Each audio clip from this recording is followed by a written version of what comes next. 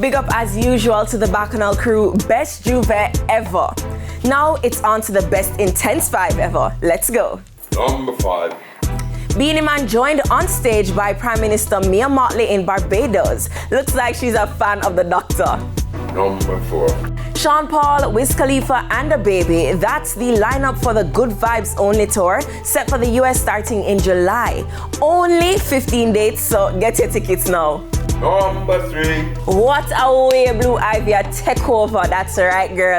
Beyonce brought out both her daughters on the first night of the Cowboy Carter tour, and Blue Ivy was in her element. Rumi was just happy to be on the stage. That was too cute. Number 2. Cardi got cheated on, and not by Offset. Rumors started circulating that Cardi's alleged new boo was unfaithful after pics started emerging showing him cuddled up with another girl.